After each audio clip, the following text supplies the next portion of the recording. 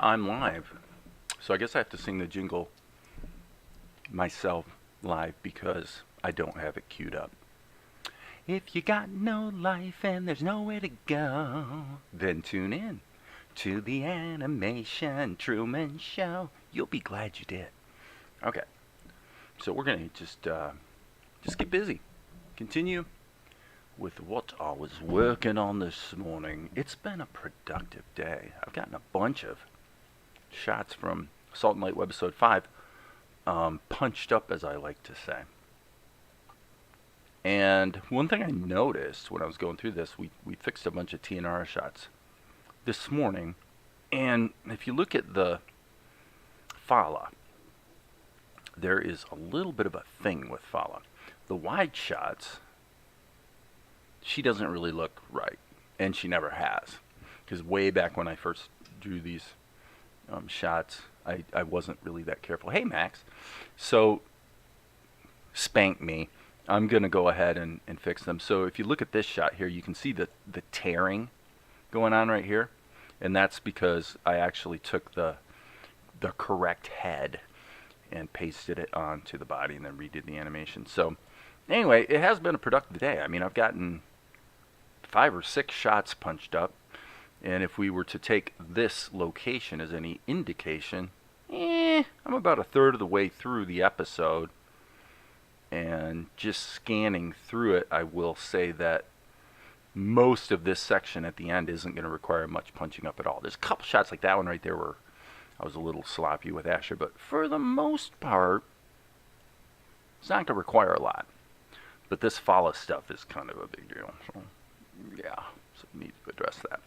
Okay, so what does that mean? Well, it means that Fala has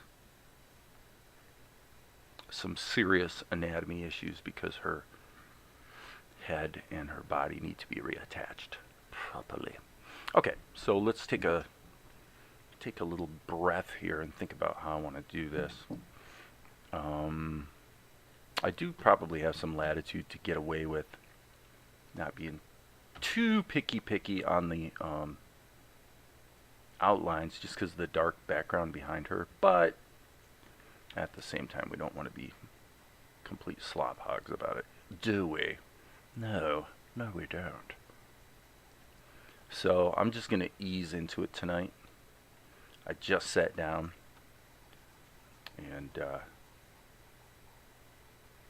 so I'm just going to take my time kind of finding my groove, as they say. I'm just switching between brushes so this resets to 4 pixels. This is kind of a case where you sort of have to do things in the right order because everything's flat. Hey Maria. Not ready to join in. Have to feed the cats and do recycling. You do what you need to do, girl. You go. You go, girl. Okay, so one example of what I'm talking about is it doesn't actually make sense to fix this outline like I just did because when I fix this shadow, I'm going to wind up covering it up anyway. Like that.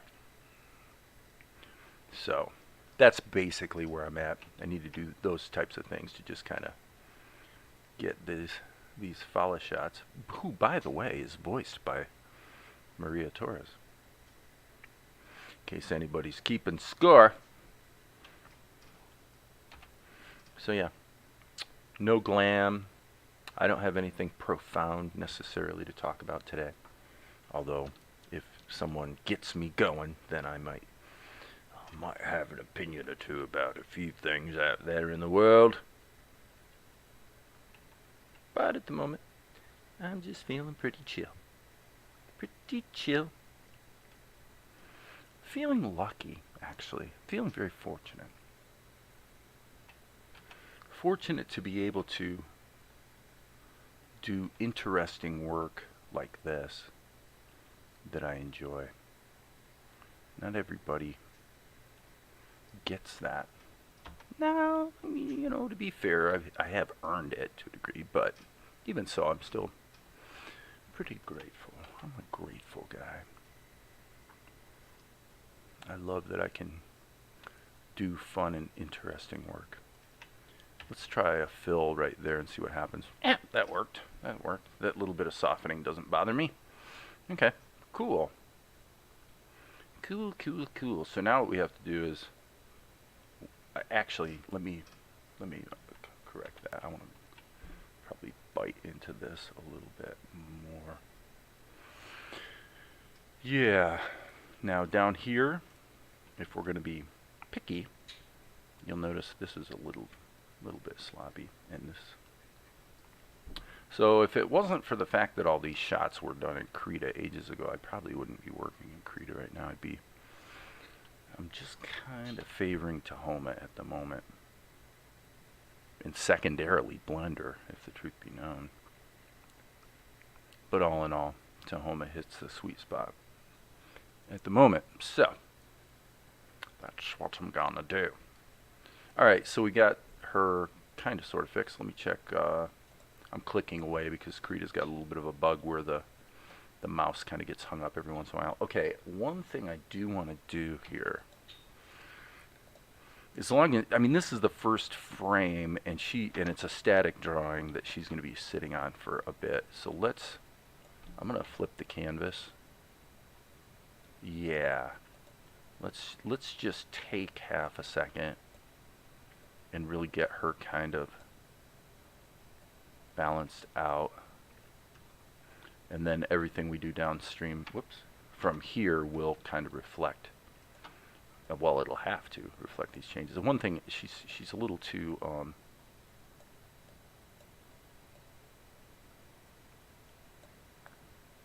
seems a little, I mean, she is a little, let's say, big boned, but this looks a tad extreme. Okay, that's probably better. Now I notice we got this tearing right here. So, like I said, I don't know that I'm going to be the most interesting guy on the planet today. But I appreciate you guys being here, keeping me company while I try to, well, if Ed Hooks' assessment's any indication, then I'm going to try to create history as an animation pioneer. Yeah, not. Besides, who wants to be a pioneer? If you're a pioneer, that means you chart the path for everybody else who gets the reward, and usually the pioneers are the ones who wind up getting eaten by wolves out on the frontier. Am I right? Okay, so boom, boom, boom, boom, boom. So yeah, this is a mess. So we're going to do a little bit of mess cleaning up today. This part, we'll just fix the color, and then I'm just going to kind of work back and forth and just kind of fix it up nice and slow. Fill that just to get that color balanced out, and then okay, so she's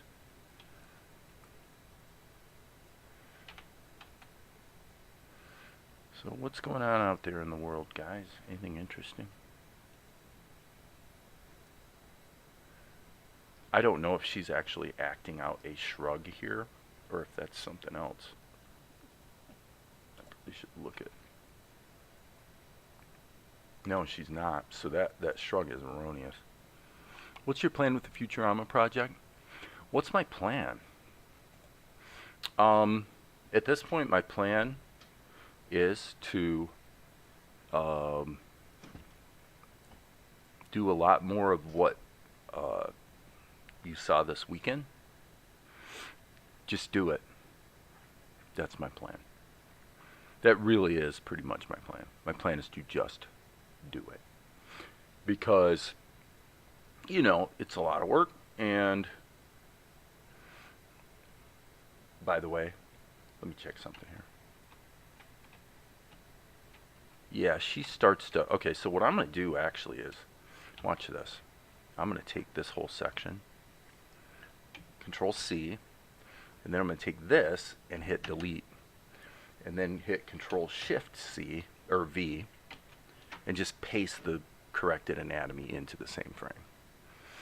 Okay, so one question here would be, well, why is this frame even in here? And the answer is, I'm not really sure. Actually, we could just take it out if she doesn't change her movement until here, right? So yeah, my plan is to, it's a cool challenge because it's a cool challenge for a lot of reasons. With Salt and Light, I can do whatever I want. It's my show, you know.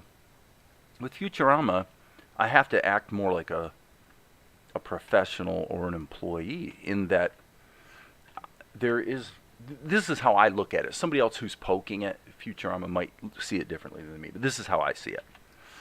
The whole point is to take all aspects of it and be able to say with reasonable confidence that this compares favorably with the real show. If it doesn't sit in the mix against the real show pretty well, then what's the point, right? Now there's other things you could do. Okay, I actually have a idea for a song, which I won't get into like what the concept is or the lyrics or anything like that because I don't want to give it away. But I do have a concept for a song that would translate nicely into like a music video that would be funny and be an opportunity to roll a bunch of Futurama stuff into a music video, which would make a nice YouTube short and probably draw some attention to it.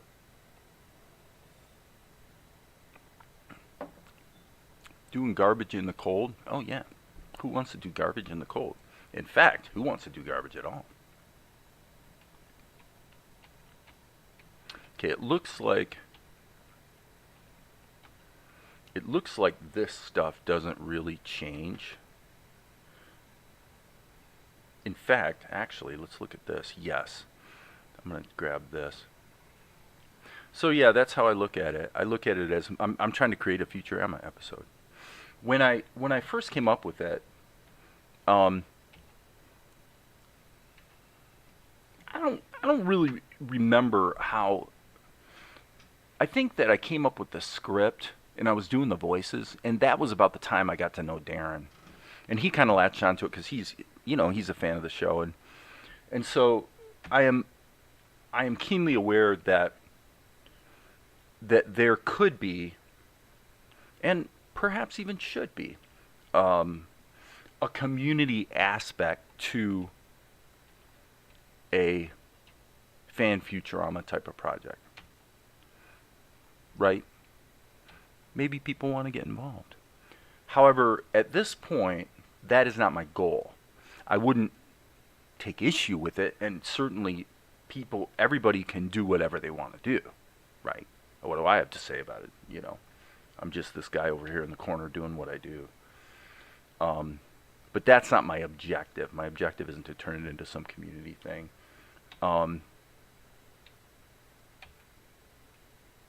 Not that anybody's saying I should or suggested it, but it's the something like this that tends to come up as a possibility, with these sorts of things. So, my feeling about it is,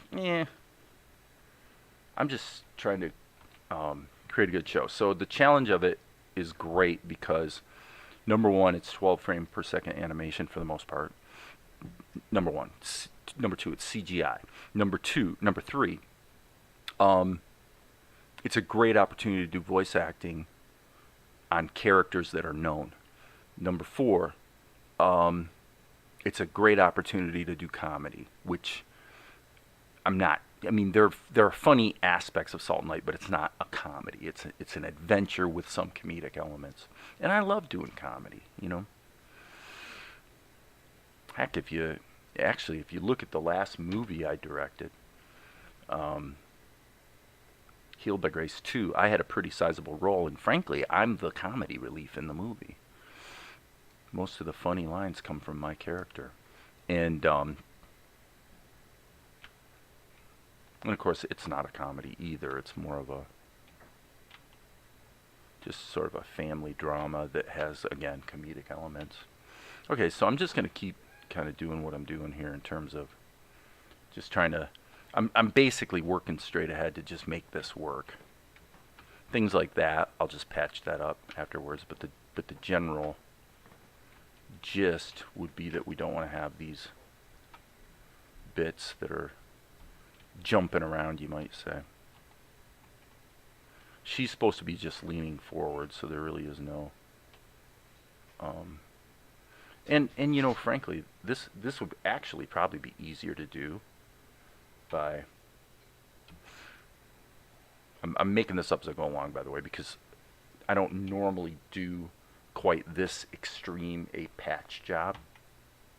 So, but if we go like this, and then do a little bit of liquefy like that, we could probably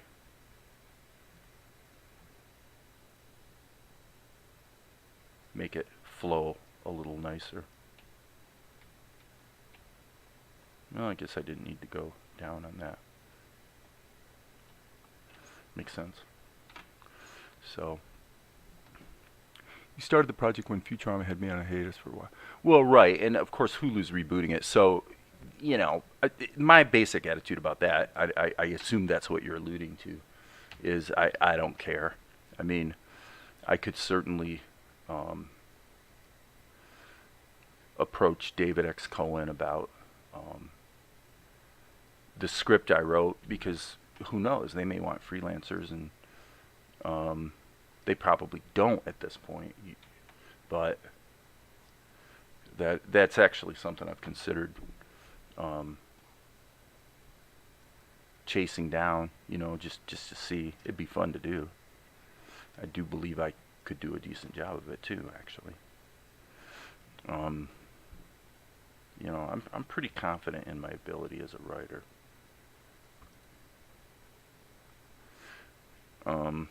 Yeah, so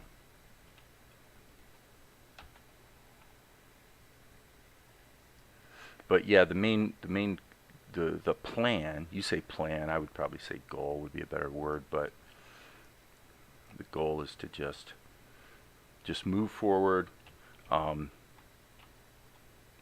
create something that is undeniable. It needs to be undeniable in terms of entertainment value, comedy, authenticity, everything about it. My goal is to create something that's undeniable. So, why would I be concerned about copyright? I know the answer, but I want to find out what your answer is. You tell me. Why would I be concerned about copyright? Copyright of what?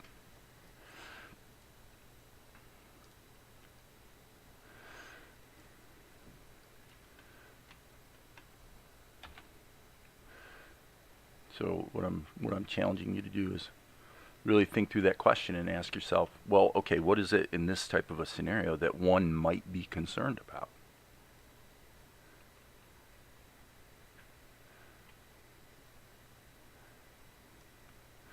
And what would that concern consist of exactly? What would you be worried about?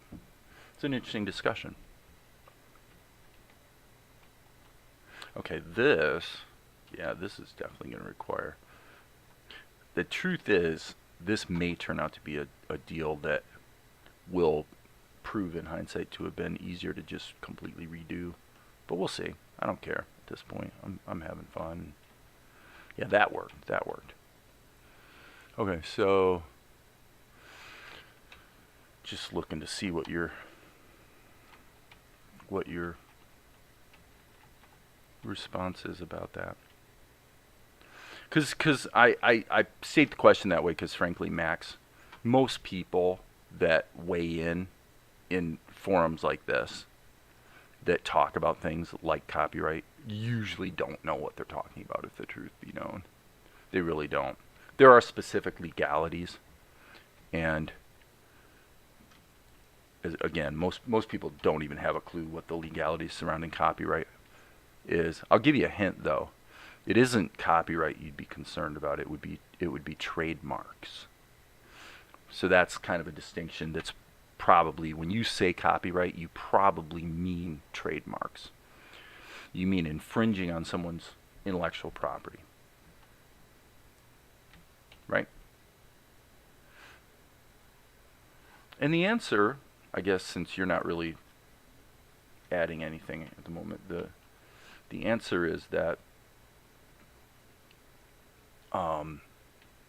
generally, when you talk about a show like Futurama is a little unusual in that, right? Okay, a show like Futurama is unusual in that it was essentially a dead property that had a very, very strong legacy fan base. Okay, not hard to understand. It's also a property that already has an established history of, at various times, people doing fan work around the Futurama universe or mythology. So you can find that here on YouTube. There's a live action Futurama thing, and of course the wiki. There's an extremely active fandom wiki, which I'm pretty sure that Matt Groening and David X. Cohen don't have anything to do with, right? That's just something that's sprung up around the show that I think they probably, if I can predict what's in their minds, for the most part, I should think they would look at that stuff as being only helpful to the Futurama mythos and viability as a product going forward. So it's all good. Where I would expect people like that to be concerned would be if someone is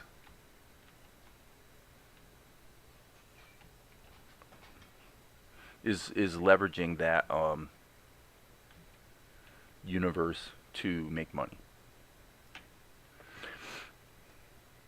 So creating that needs to be the G key. So creating a Futurama thing on YouTube that, ostensibly to a degree, if you're a creator, it could become a bit of a calling card. It's kind of cheating in the sense that you're talking about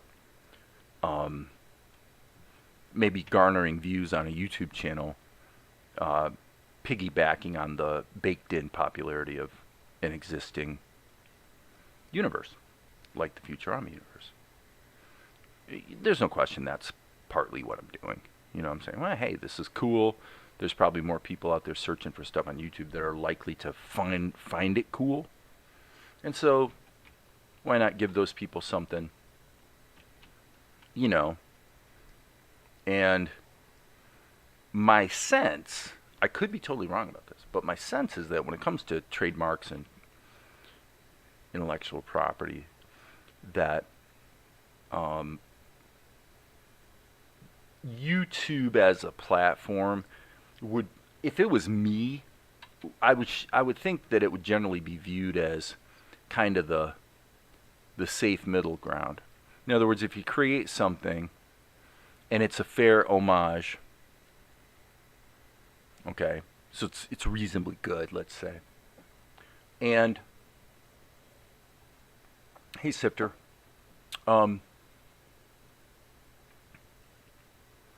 Soda Pop, boy, I'm surprised you're asking that question. You've been around a long time. I would think you would know the answer.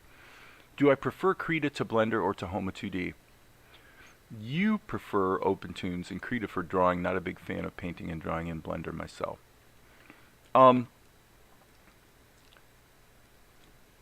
Yeah, I'm mostly agnostic. I don't much care. But the advice that I give to people, especially beginners, is pretty much consistent with the way I feel myself, which is that the Swiss Army knife tool that I enjoy using and is effective most of the time is Tahoma. Tahoma hits the sweet spot for the most part. And so if you put a gun to my head and I have to pick, it's going to be Tahoma. I'm using Krita because these shots were originally done in Krita. And I could cut and paste, keyframes over into Tahoma, but there's really not a great reason to. And I'm kind of moving slow tonight and just kind of ticking away at these. And plus, I've already gotten like 6 shots cleaned up today. So it's been a productive day. So, Krita's, I will say this, Krita is a seductive program as an animation tool in that it has a good feel to it, and it's quick to get some simple things done, and it's actually quick to get some fairly complicated things done. But once you go past a pretty simple scene, in some ways it starts to fall apart. You start hitting the edges of its capabilities where it, mainly in the sense of performance, begins to suffer. So in the performance competition, the order of champions would be Blender's the best, Tahoma's second, and Krita is third. So what I'm doing with that Futurama thing, where I'm loading an entire 18-minute soundtrack and pretty much animating to it pretty much as long as I can until I start bumping into performance issues, you could never even think about doing in Krita what I'm doing in Tahoma. Really. I mean, you could if you were really strict about, like if you had a really long timeline and you were really strict about setting the beginning and end points so that you only are working with a limited subset of the timeline at any point in time, you probably could actually do okay with Krita. But at this point, my overall feeling about it is I truly am agnostic. They're all good tools. They all have their issues. And so I want to have the facility to be able to do good quality work with any of the three. And which one I would choose just depends on what I'm doing at the time and how I feel at the time. Sometimes I'm just in the mood to work in Krita. And sometimes I'm just in the mood to work in Tahoma. So that's the way I feel about it. It's probably a strange, in the animation space, I totally get it that everybody's looking for, the holy grail solution because there's such a conflation in animation, especially among newbies. Not saying you're a newbie, but I think this is a safe statement. There's such a conflation between the tool and your ability as a creator to realize your creative vision. I understand this because I've been a victim of it myself in the past, And what you find is the more work you do, the more hard work you do, where you just knuckle under and do it. You just go. When you do that and you do quite a lot of it, you begin to be more like me. You're going to become more tool agnostic, where you're like, they're all good and they're all bad. They're all amazing and they all suck. And, if you really had to do the whole show in one or the other, you probably could do it. You probably could. So they're just different. So I don't really look for other tools at this point in history, but I do want to just continue to develop my, I guess in practical terms, what it means for me is that I want it to be a rare instance where I sit down and start using the tool and don't know what to do. Okay? And I can say that is becoming a very rare instance. It happens, but it's pretty rare lately. And, most people never get to that point, I've talked about this here. And again, I think I'm right. Is that you discover this tool and it's like, wow, look what I can do. And then you go a little further into something that's a little bit complicated or a little bit challenging, and then there's such a temptation to switch tools as soon as it gets hard, you know? Yeah, Sifter's comments about right. For me, it takes a million years just to finish one episode storyboard. Well, but the thing is, when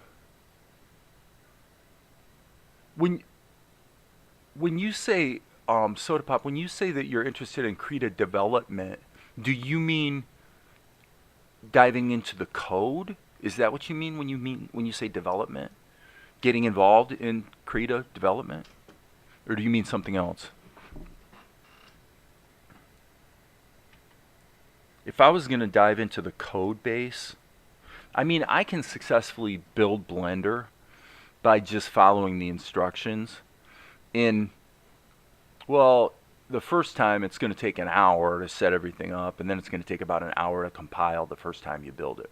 So with Blender, Blender's developmental support, okay, you mean features-wise. Okay. Like, what are you going to suggest to the developers as far as features that would be helpful or whatever? I will tell you the truth. I mean, some sort of skeleton tool in Krita would be nice. Okay? And there are things that I would suggest doing to the liquefy tool to make it even more utilitarian, but it has basically to do with mushy bending. Bending things in a mushy way as opposed to a rigid way. But basically,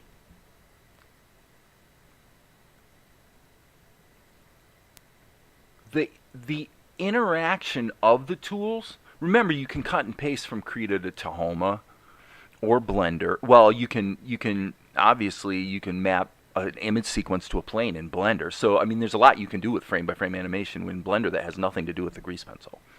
I've done it a zillion times. The fact of the matter is, all three of those tools can do it all if you really work at it and you really are determined to figure out a way to solve the problem. It isn't about the tool really as much as it's about sitting back. Like in this case, look at what I did. I mean, I replaced her head by putting it all in another layer, and then I kind of did some translations to get it kind of lined up, and then I'm like, okay, now I'm going to go ahead and just bake it down and suffer having to find a way to make it all move smoothly, right? So sometimes I deliberately paint myself into a corner just to go ahead and enjoy the challenge of solving the problem, you know. I think when I said seductive earlier, I think seductive is such a great word for animation software in general. Everything about animation software is seductive. The new features always seduce you, and to go, oh, it's gonna be so great. I definitely want to upgrade. It's gonna be amazing. These new features, and then you always, with no exceptions, find out that it's not the wonderful honeymoon you thought it was going to be. And this is literally the case with all software, and it's never been any different. You know, in 20 years, the kinds of annoyances I experience, you know, more with Krita probably than the other two, but the annoyances that I experience, I used to have the same annoyances with TrueSpace. You know, I had annoyances with TrueSpace having limitations. I had annoyances with Hash Animation Master crashing all the time. It's just nothing new about that. That's old news. It's always been that way, and it's never going to change.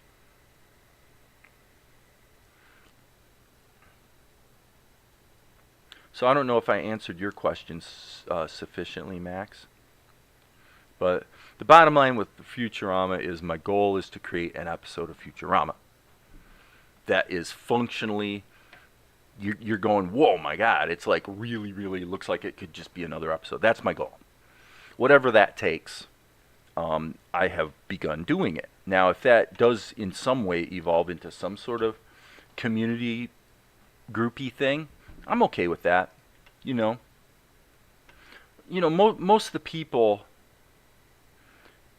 you see it on the Discord, right? Like Tom did a drawing of Nibbler uh, the other day that I thought looked great, you know. So, and drawing's the easy part, and truthfully, why wouldn't it be with Futurama? You can just trace the characters if you wanted to. If you're a complete pragmatist, you just trace them because you just want to have an asset you can use in your animation software. I mean, the real way to cheat would be to, if you're doing a fan thing, I mean, you literally could cheat by taking a screenshot from an episode and just erasing the background and not even draw the character yourself.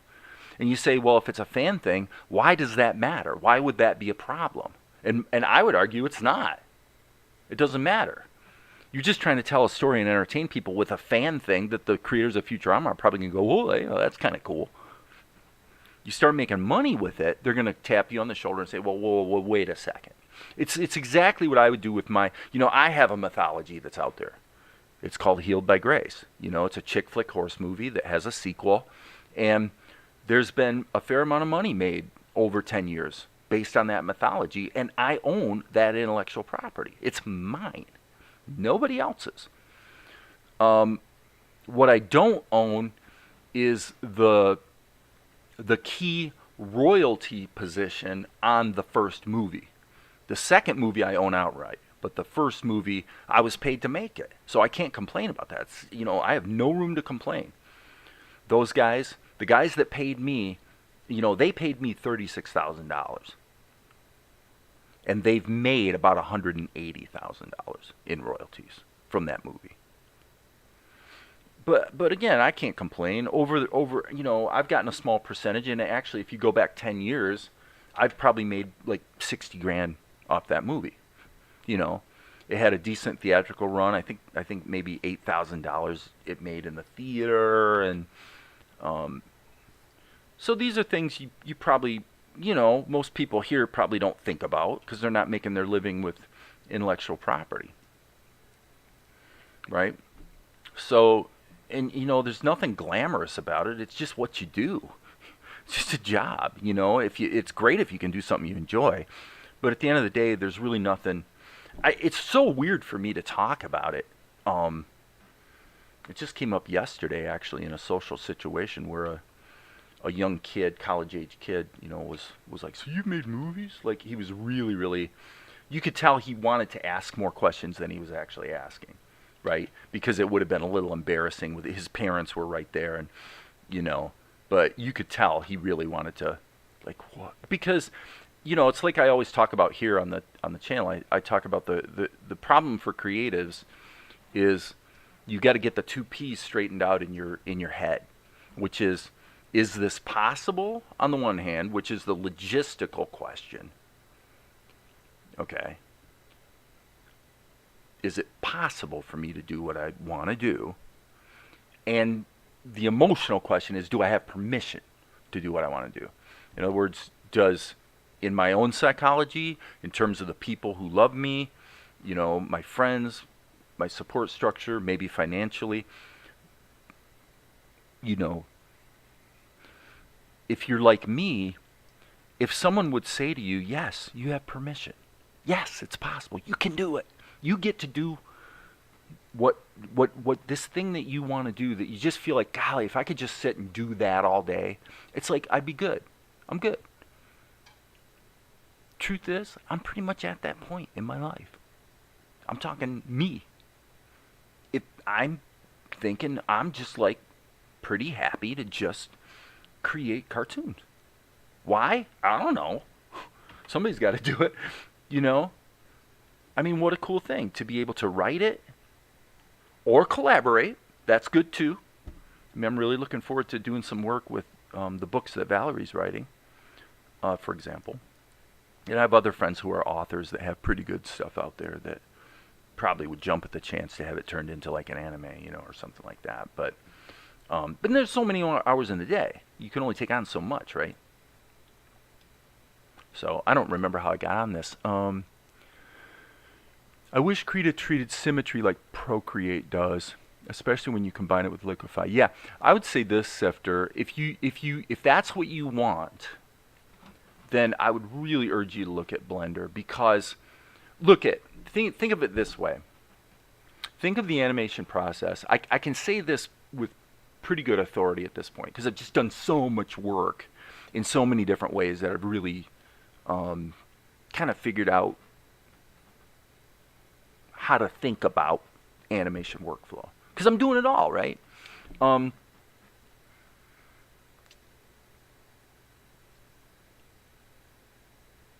Symmetry and Krita, I think what you're saying is symmetry and Krita, like the mirror mode, Liquify doesn't work with that. I think that's, I don't even know if you're correct about that, but I think you are. I'm pretty sure.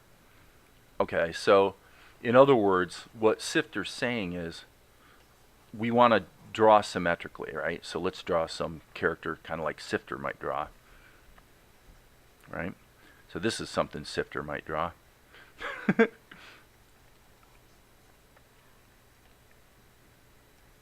Right? That looks like a Sifter type character, maybe. And if Sifter drew it, he'd probably give it hair like this, and it's going to look like a anime creature. Okay, so what Sifter's saying is the problem is you can't sculpt this thing. Okay, so even though we're in mirror mode, boom, done, game over. Okay, if that's what you want, then let me get back to what I was saying a minute ago about workflow.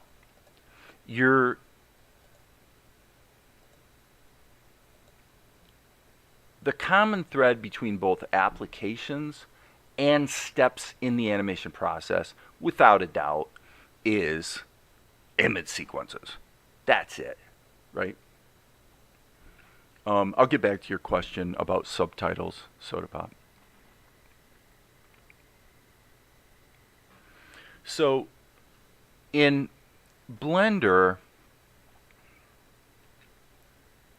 it's really just as simple as it is.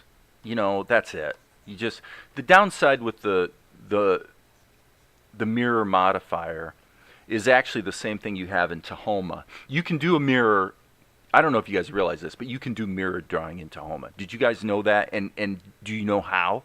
Because if you don't, I can show you if you want to know. But the basic downside with mirror drawing in Blender and Tahoma is that you draw, and then the mirror appears. So Krita has an advantage there, in that the mirroring happens literally as you draw. It's live. See that? In Blender, it's not. So again, it gets back to what I was saying. It's just pros and cons.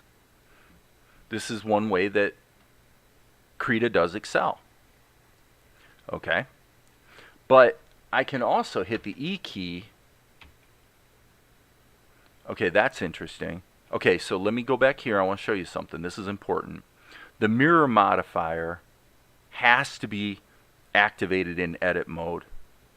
Okay, but now as you can see, and this looks like it is real time. So what Sifter's saying he wants is actually what you get in Blender.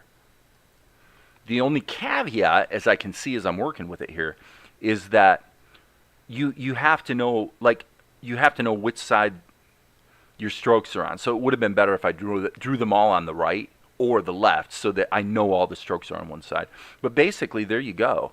You know, now you can sculpt this and do whatever it is you want to do with it, sculpting-wise, with the mirror modifier. It's very, very, I mean, it's awesome. And if you think about your animation process as a very coarse sequence of events where you do a storyboard, you do a pencil test, you do ink and paint, you do your post-production, your sound, you know, where they're very separate processes, then who cares? If you're going to do your pencil test and you want to do sculpting and all the rest in Blender, then do it in Blender and then render it out as an image sequence and bring it into Tahoma and, you know, do your ink and paint there. Do whatever you have to do. But the bottom line is just use the best tool for the current job that you're trying to accomplish and don't sweat it, you know? Will Krita at some point have a mirrored Liquify? Maybe, but till then, I'm not going to, you know, hold my breath. You're able to get so much work done. Well, only because I sit and work. You know, I mean, as I said this morning, I in the big scheme of things, it is true that I tend to be fairly fast.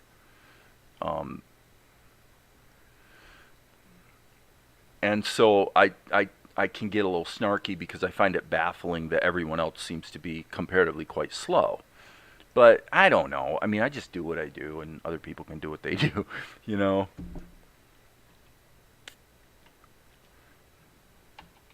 So, anyway, the bottom line, Max, getting back to Futurama, is that I would think that what I said about Healed by Grace is that if somebody created a little Healed by Grace soap opera, I'll tell you the truth, this is really how I'd feel about it, I'm sure.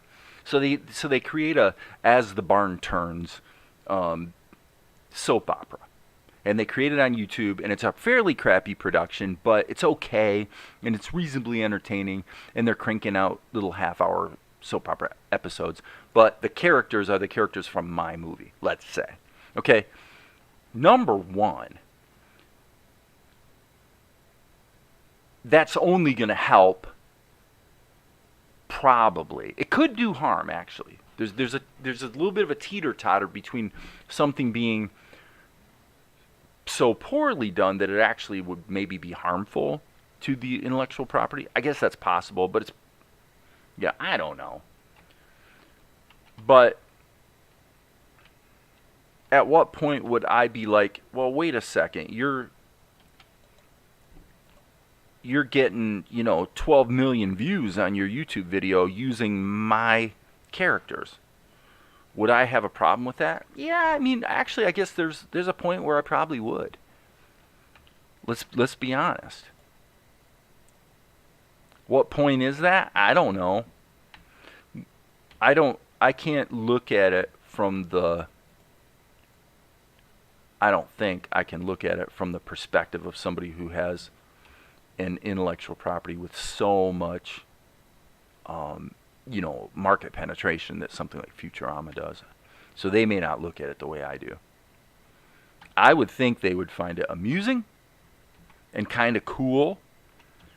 And, I mean, frankly, there could be a scenario where they'd say, look, what this guy's doing is not really inconsistent with what we're trying to do. Maybe we want that guy on our team, And those conversations could happen. At the end of the day, people generally want to get along more than they want to have legal battles. Nobody wants to have a legal battle. My goodness, I've been in business 30 years. I've never had a legal problem with anybody. I have been screwed. There was a time when I was starting to become a little bit of a racist, and I'll tell you why. This is a fairly, maybe a risky thing to say, but it's completely true. I had an experience in the 90s where it's like I never had customers who just like flaked out, stole my equipment, and you couldn't track them down and even get a hold of them to find out what happened. And, things like that never happened to me, except it did happen in like 2 or 3 situations that had nothing to do with each other. And in each situation, it was the client was a Latino from the Miami area. Okay? I'm not lying. I'm not making it up. It's true. And so for a while there, I suppose going into the 2000s, I had a little bit of an attitude about Latinos or Hispanics or, whatever, Cubans, I don't know, people of what we would probably call Hispanic descent in the Miami area. I'm like, I don't want to do any business in Miami because those guys will screw you in a heartbeat. That's how I felt. Now, I don't think that's true. It's probably just a really bizarre coincidence, but the 2 most egregious situations I've ever had in 30 years in terms of, like I say, a client just disappearing off the face of the earth and taking my equipment and or, etc. Because what I do for commercial clients back in the day tended to involve some equipment. Leave it at that. And the 2 most egregious situations just happened to both be a Hispanic person from Miami area. Who knew? I mean, what? You can't make this stuff up, right?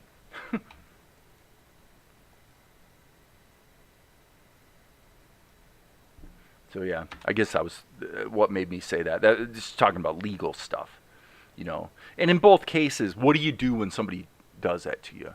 hoses you in some way. You let it go, man. That's what you do. You let it go and you go find another customer.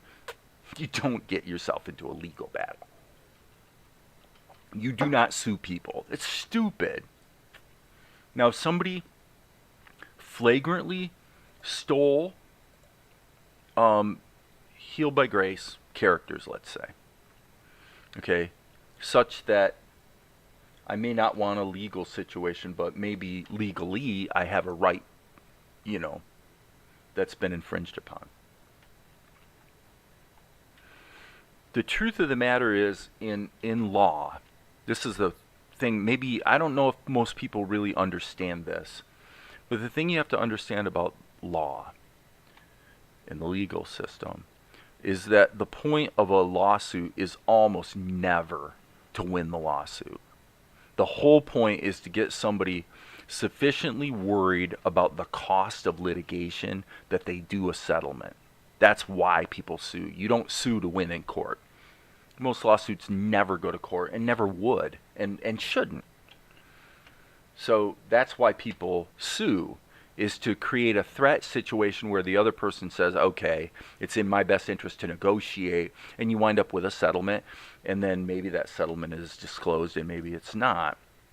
But nobody wants to get into litigation. I mean, it's companies like Microsoft, can afford to have lawyers on retainer and be in litigation for years on end, but most businesses in the real world. So getting back to Futurama, if they had a legal problem with me, it would still be in everyone's best interest to find a way to make it work for everybody. Now that might mean basically saying, look, please cease and desist so we don't have to take you to the court. And if that happened, I'd say, okay, that'd be the end of it. I wouldn't fight it. If those, I like those guys. And I like the mythology they've created. Why do I want to harm them? I'm not trying to harm them. If they don't want me to do it, I'll stop. It's okay. It's their right. It's their property. In the meantime, though, if there's a fan base that kind of thinks it's cool, and the angle about it, which is the idea of, this YouTuber that's actually creating some little piece of the Futurama mythology that's actually credible, as a part of that mythology, that's a cool thing, It's kind of neat. If I was the creators and I didn't feel like this guy is harming me in any way financially, and basically it's probably only helping to, increase awareness of and maybe the popularity. I mean, that's a stretch. Nothing I do is ever going to increase the popularity of Futurama. But, although, I mean, look at Maria. Maria's not familiar, and now she is, right? Because of the discussions or activities here on YouTube, on the channel she follows. So, it does help the mythology to a degree. So it's like everything legal. It's just a one of those things you can sort of debate, but at the end of the day, it's best to just be nice. If so, yeah. I mean, the sumupence of it is, if their lawyers said, hey man, you really can't be doing that, I'd say, oh, okay, I'll stop. No problem. But in the meantime, I'm just going to do my best to do what I do, and it could be that, I mean, it's a stretch for sure. Like, the chances are 1 in a trillion, but it could be that at some point my work will wind up somehow being meaningful to the larger Futurama story. It's possible.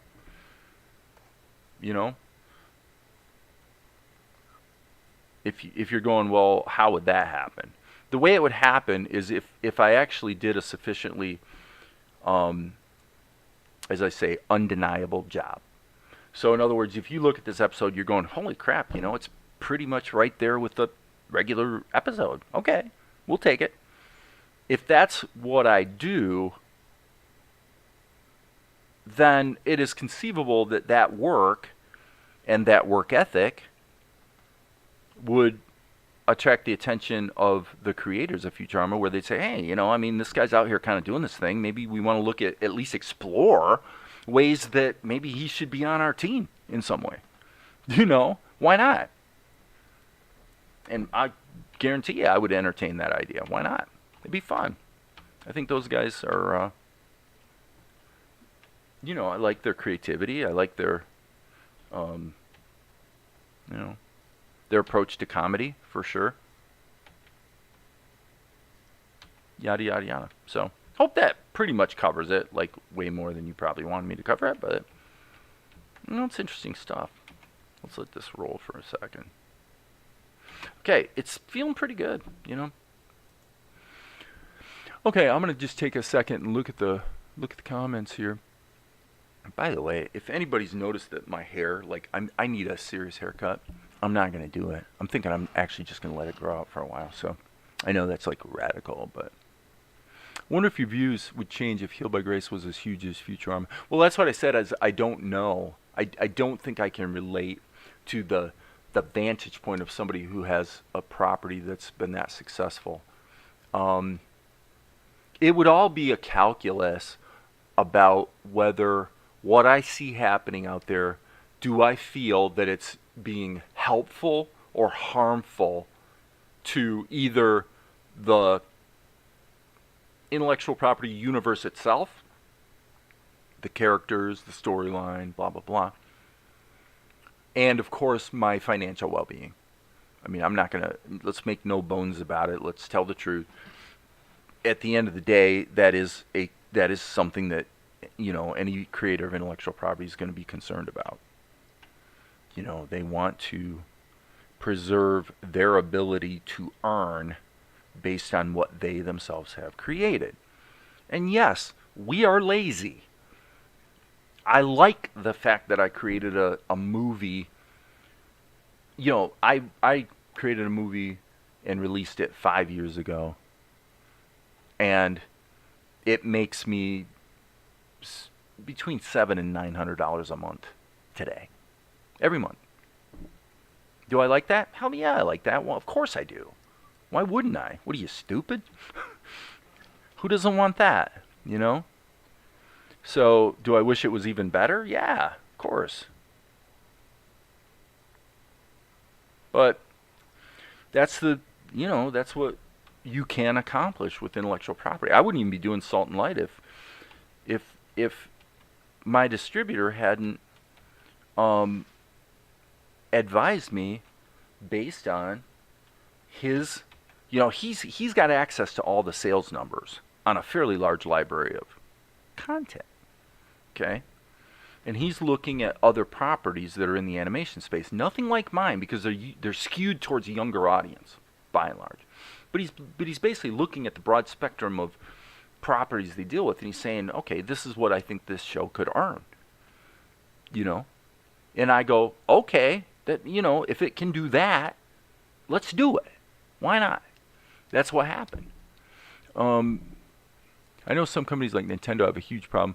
Well, okay, actually the best example, Max, would be Disney. And by the way, specifically in my daughter Natalie's case, she has a business where they do these parties for 4-year-olds that are having a birthday, and then they're a party princess. So they come in and they're presenting as, Ariel or Belle, or I don't even know the names of all the princesses in the Disney movies and stuff like that.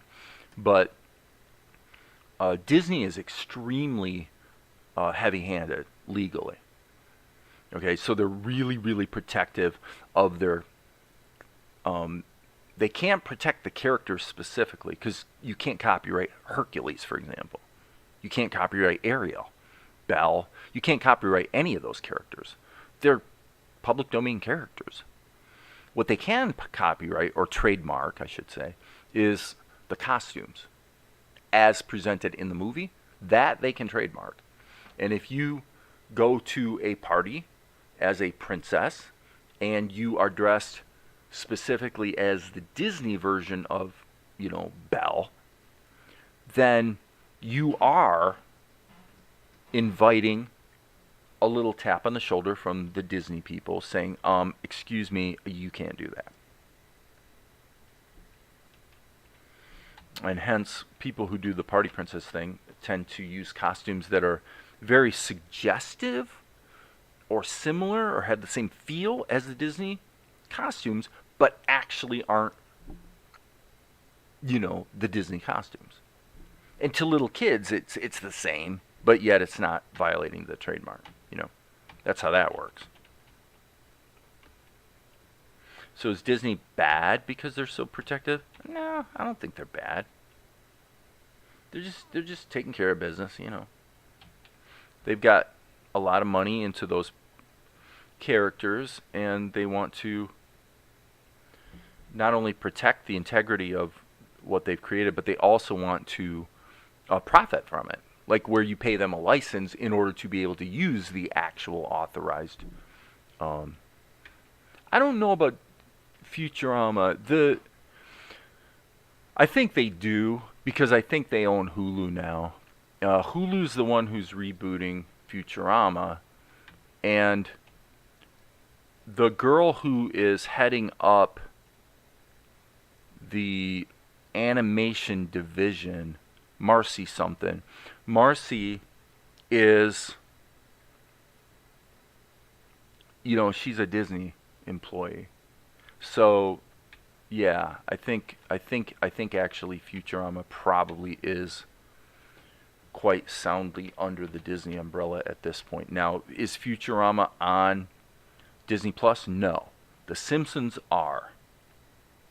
Futurama is on Hulu, I believe. The legacy seasons are all on Hulu. So, yeah, and Hulu's own. Okay, that's what I thought. Thank you, Amar. That's what I thought. So, yeah, I mean, Disney's a juggernaut. I mean, they're clearly the largest and most successful entertainment entity on the planet, and everything else that is successful, they generally try to buy at some point. So who can blame them? For the people that create the stuff, like George Lucas, what would you do? And you made all this money off Star Wars, and it's like you're getting towards the winter of life. Why not sell it to Disney for $10 billion or whatever? I don't know how much he sold it for, but I mean, move on down the road and let it go, and just,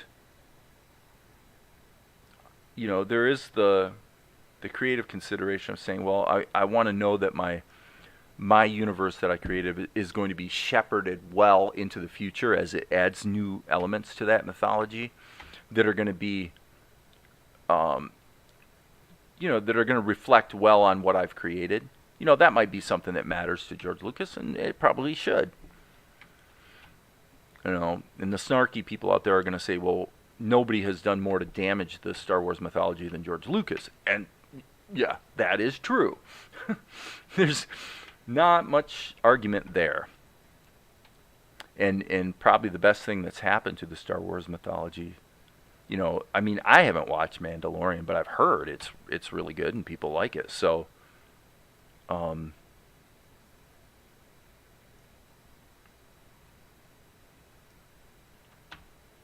so it seems that letting it go creatively has been the best thing George Lucas could have done for Star Wars as a, as I say, as a universe. Best thing he could have done is just let it go, because other people are just doing a better job of taking it forward,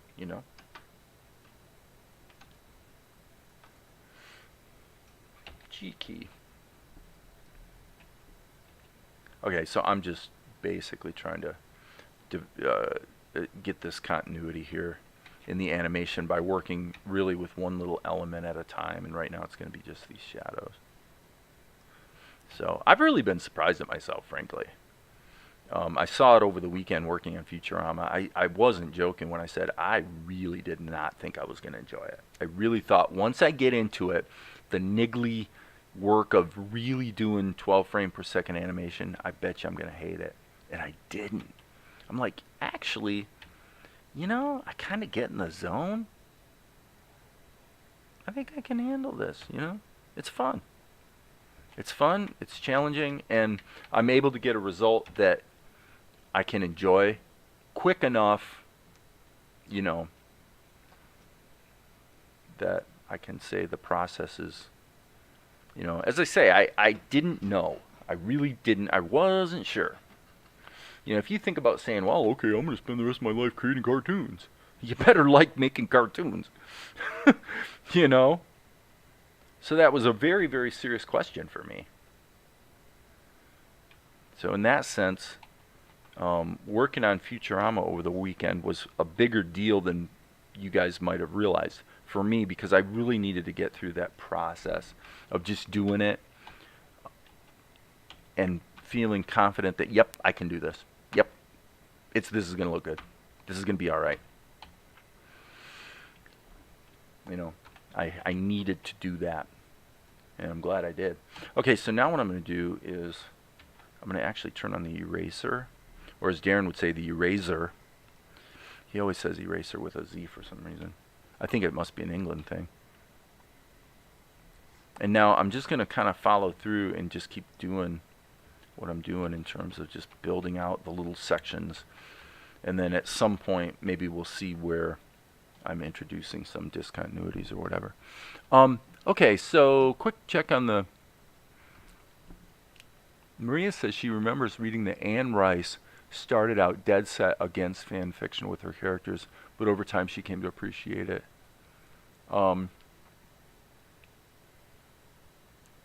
I don't know how I feel about it. I think it is different when you're well established and successful, and the potential use of your characters does not effectively come right out of your own wallet in terms of you know, someone else is getting revenue based on your characters. Oops. And that would be how I am. If somebody was making money off of my characters, it really is harming me pretty directly, because the amount of money we're talking about is so small that a little bit is significant. You know? So, you know, it's a bit of a dance, isn't it? It's a bit of a dance. Using my best Carson voice. You guys know who Carson is? Carson, oh, you should know, m'lady. Carson from Downton Abbey. Jim, what is Jim's last name? I can't remember the actor's last name. I can't remember. I don't know if I do a particularly impressive imitation of Carson, but I can give it my best effort. Can I not? Boom, baby. So yeah. Jim Broadbent? I don't know. I can't remember his last name. You can look it up.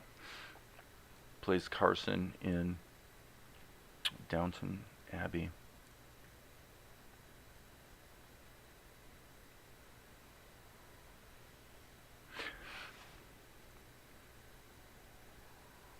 Now, the thing I do encourage people to do is,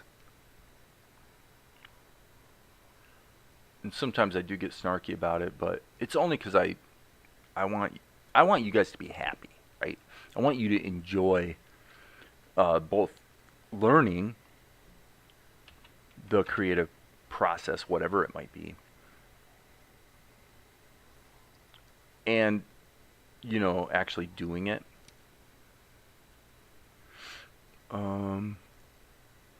Yeah, Jim Broadbent, okay. I never saw Topsy Turvy.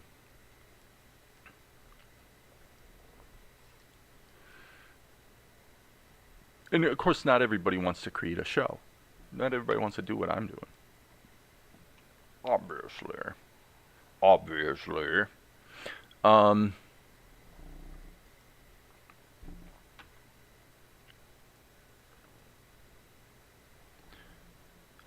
You know, that maybe I'll throw that question out there. I am actually curious about that.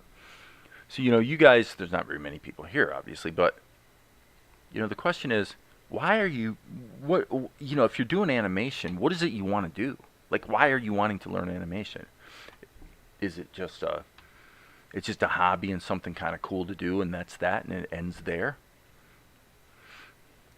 I personally probably can't operate that way. I don't think I do anything just as a pure hobby. It's, to me, if I'm going to do it, it's because I want to get good at it and turn it into something. I'm not saying that's better, not at all. In fact, if you're not driven in that way, you're probably blessed,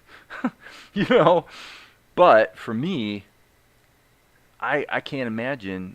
I want to create shows. I want to create characters. I want to create drama and comedy that make people feel good. That they can enjoy and remember. Yada yada yada yada yada. So, but what are you guys trying to do? Why do you want to do animation? You would have a network full of shows of many kinds. Why?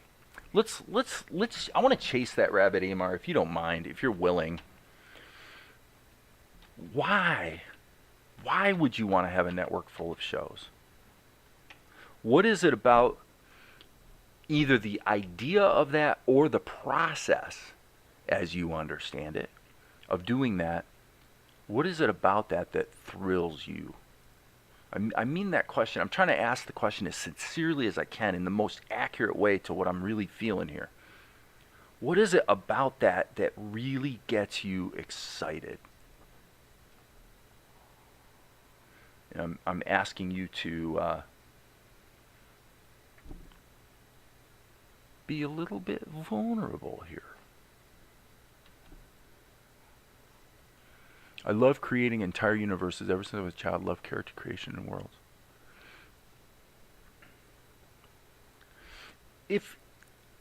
Okay, again, I'm just chasing the rabbit here. If you want to create worlds, why aren't you just writing books? You could write comics too, and of course you could draw them if you want. That would be more efficient than. But if it's the creating process you love, then why not just create, right? Kind of like Yvette does. She's just writing books because you can write a book pretty fast.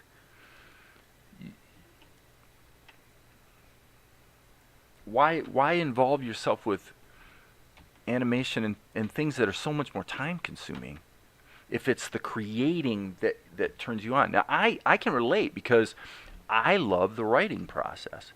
And I'm a little weird in that I don't really do a lot of it until I need to. When there's a project in the soup and I need to write a script, then I tend to go write. And that's come up enough times that I have, in fact, done quite a bit of it. It takes more commitment to read a book than to watch animation. Yeah, but Sifter, that observation speaks not to the creator. That speaks to the audience. People who read books because they want to read books. You can't decide that. This isn't about. In other words, if that idea, unless I'm misunderstanding you, if that idea entered into your calculus at all, then it means that you're thinking about what you want to do with your life in terms of a calculus about what is most likely to get you to either success or the place where you can do this thing you want to do. So you're like guessing. You're saying, okay, well, could I get there faster and better by writing books? And, well, the book audience isn't really my audience. So it's like, so if you say, well, for whatever reason, the audience that I care about is the type of people who watch cartoons or whatever, well, then, that's a legitimate limit. That's a limit. I guess you need to create for that audience if that's the audience you care about. I wanted to do animation because I feel it'll help me complete comics faster. I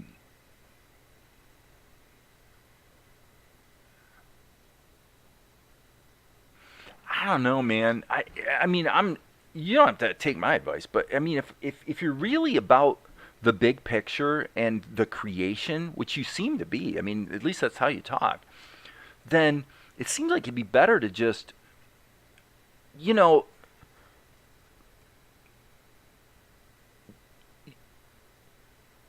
you don't want to do the grunt work anyway. You've said that over and over. You want to, so just create the storyboards, just create storyboards, become a prolific creator of concepts, and do it in a way where the way you present the concept, you're able to pitch somebody on the concept who can either get involved as a financier or as a creative. But the whole idea is that you're presenting your concept in a way that gets other people excited about the concept and on board with it in some way. I mean, it seems like that's what you'd be wanting to do, if that's really what you're about. And I think it is. I mean, I don't think you're lying here. I think that is what turns you on. The problem, let me tell you what the problem is you're going to have. Let's just say you're working let's say you're working in my universe, in terms of how you get intellectual property, entertainment media into the marketplace. Here's the problem. Okay, I really want to spell this out in a very clear way. You say, well, okay, I got this amazing idea, and you say, well, okay, but the problem and the barrier that we have as people, creative people, especially young creative people, is this whole thing of permission and possibility, right? You don't know, well, who would want to do something with my idea? Who's going to take it and run with it, right? Who would want to? Would they want to? I sure hope they would, but I don't know if they would. What do I do? Who do I go? Where do I call? Right? These are the things that go through your mind because you don't know where you stand in the world, right? So the problem is, if you say, well, you know what? Hey, Kyle. You say, well, okay, I've got the phone number of this distributor, this network executive, because he knows my cousin, or for some reason, let's say you got this open door kind of situation, right?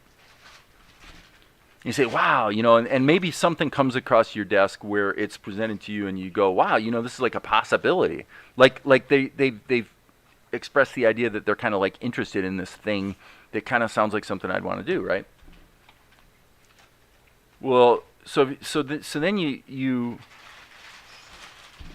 if you're going to pitch the concept, then you got to sort of break it all down into something that somebody can look at and evaluate, right? Could be a treatment, could be a script, could be a storyboard, whatever. Well, I mean, basically, people that are trying to distribute content, they want content. There's no question they want content. So the challenge, of course, is the filtering process. That's why it's hard to get an appointment with Netflix. You can't get an appointment with Netflix because they're fairly stringent about, they only work with middlemen who have an established track record. So you have to have a certain amount of cred in the industry before Netflix will even talk to you. And that's understandable. It's because everybody and his cousin wants to have a meeting with Netflix to show them their completely stupid idea that, yeah, you might be the diamond in the rough, but the truth is you're probably not. Some people are, but it's rare, right? So the real world marketplace, places like YouTube, and here I should talk, if you're, I would not be the guy to go to pitch somebody on the idea of give me $500,000 to show, because we're going to market this course to teach people how to build really successful YouTube channels. That would be totally stupid. Why? Because I haven't built a successful YouTube channel. I don't know how to build a successful YouTube channel. 3,000 subscribers is not a successful YouTube channel, but that's not what I'm trying to do. I'm giving my attention to trying to do better and better drawing and animation and voice acting and scoring, and those things are all good. I'm not spending my time trying to become really good at growing a YouTube channel.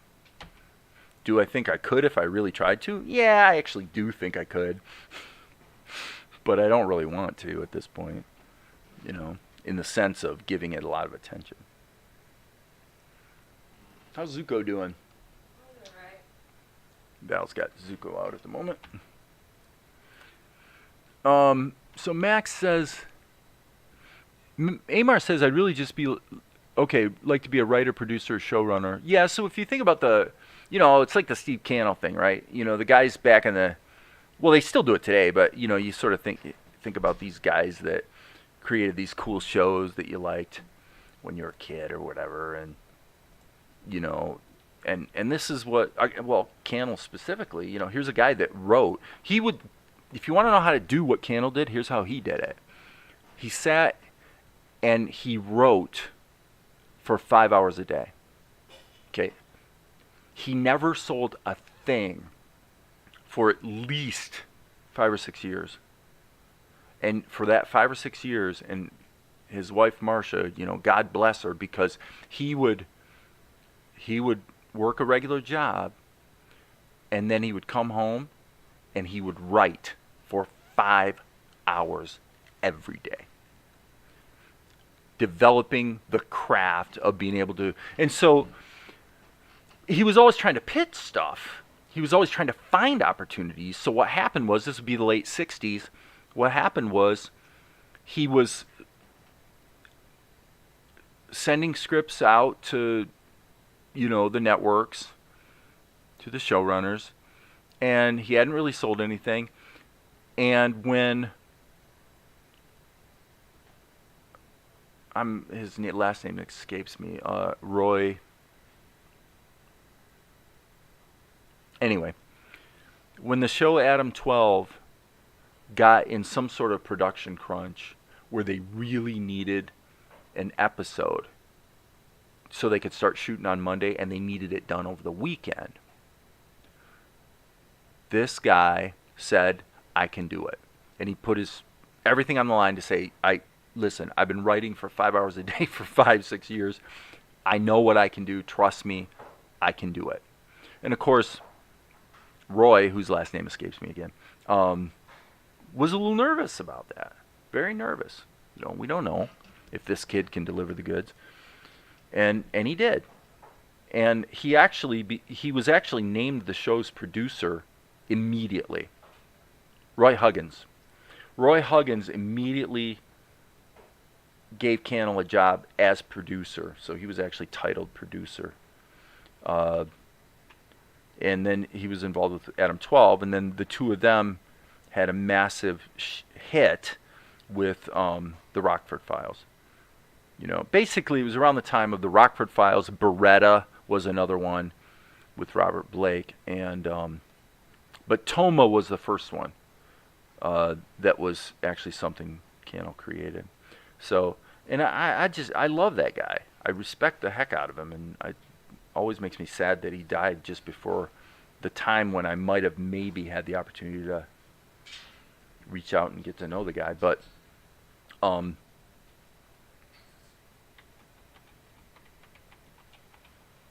he was the guy you're saying you want to be, Amar. He was, and the key characteristic about Cannell was he wrote every day for 5 hours. Do you have to write every day for 5 hours? No, you could probably get away with 2.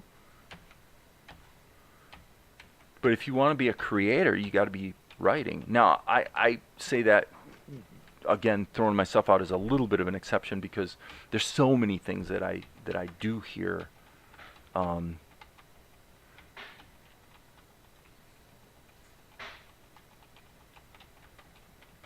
So, but I would be a better writer if I wrote for 2 hours a day. I'd be a better writer. I just would, I think I might have actually got this done. Pretty crazy. I'd want to have a blink in there earlier, though, I must say. I don't want her to compete with Golik, so just going to zip in here, hit the G key. And, okay, Stallone. Yes, well, Stallone, he acted in movies. He did some stuff, for sure. But basically, he really just was he did the same thing, really. He was a dedicated creative. He did a lot of writing. And frankly, Rocky was a massive long shot. Can't remember who it was that was telling me. There's somebody I know. I can't remember who it was now, but there's somebody I know who likes to tell the story of how, years ago, it would have been 76 or whatever, where they were shooting this little boxing movie in this auditorium near where he lived or something like that. And that movie was Rocky. But that movie was huge. And nobody thought it would be. It was a real budget movie, frankly. But it just, man, I guess it was just the right thing at the right time, and holy cow. It was huge. Rocky was massive. I think we're good. Save that. 365.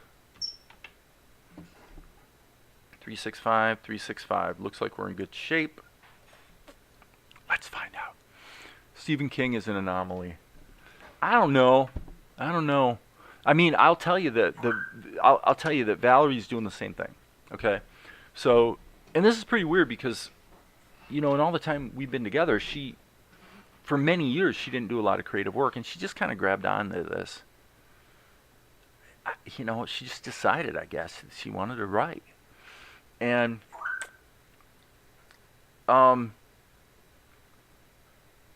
she's kind of like Cannell, to tell you the truth. There's a certain time of day every day that she just sits down and starts writing. It doesn't matter if she already has an idea or not. She just sits down and starts writing. And this has been going on now. Gosh, it's only been going on for about less than a year. I'm thinking about 8 months. In 8 months, once she sat down and decided, you know what, I'm just going to write, and then she started doing it in a very methodical, every day she just sits down, and from this time to this time, she writes. She just does. She's written one zombie apocalypse action book, and she's on the 4th book in this urban fantasy series that she's writing. She's on her 4th book. These are like 400 page books. That's in Word. That's not printed,